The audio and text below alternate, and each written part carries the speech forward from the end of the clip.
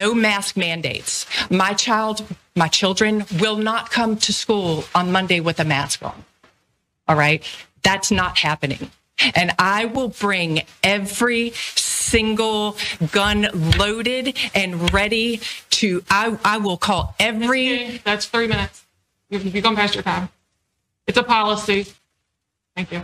Mm-hmm. I'll see y'all on Monday.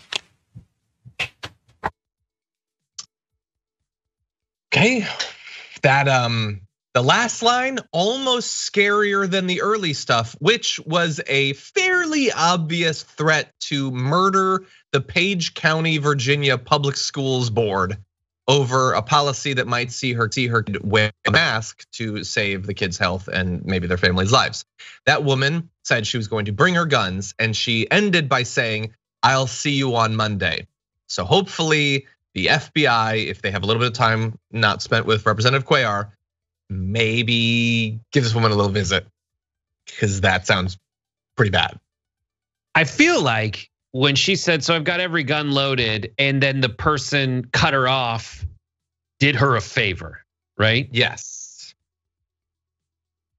But then when she goes, "I'll see you on Monday," I would have said, "Actually, we're gonna extend here so you can come back and explain it to me exactly what you mean. Could you clear up that very like, I'm loading my gun and I'm gonna see you on Monday?"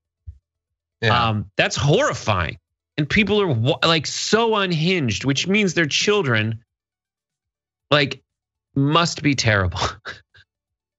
Like, yeah, I would assume. The thing that I found most amazing about this video and that I tweeted about was, this is a woman who is working herself. I'm assuming she does not actually intend to kill them, but she is crazy enough to say at a public filmed board meeting, effectively, that I'm going to murder you all.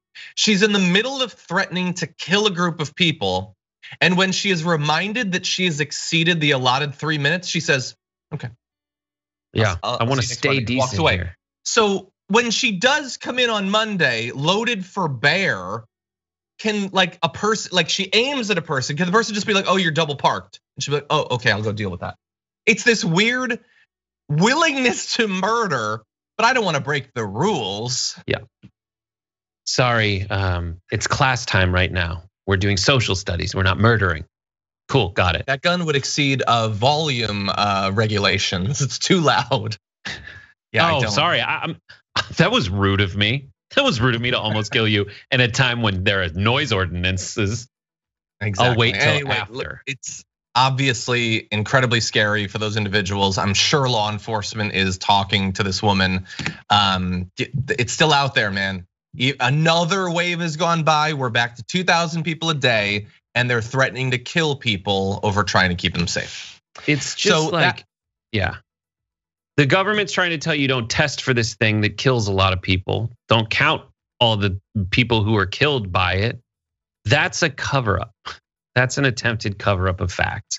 And it kills me every time the same group of people go like, "There's this other cover up about ivermectin, man." It's like, okay, I'm not talking about that.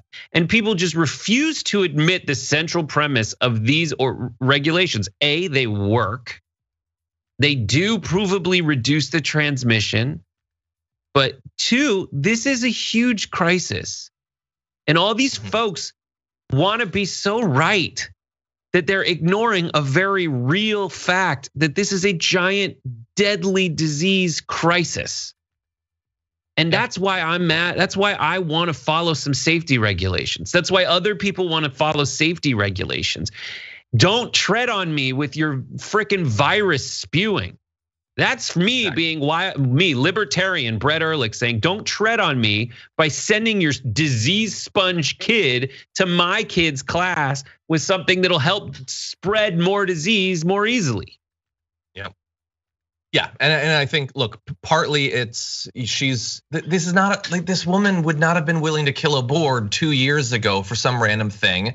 It took probably countless hours of Tucker Carlson, Laura Ingraham, and all that to get that to her. But it also represents, it's this need to feel like you are fighting the good fight. You are a part of a solution. When I would just ask that, can you just instead be a part of the solution to the actual problem rather than the imagined one that you've been worked into a frenzy over? Like, be this passionate to save lives rather than to stop masks from being worn. Anyway, watch out. There's a lot of crazy people out there.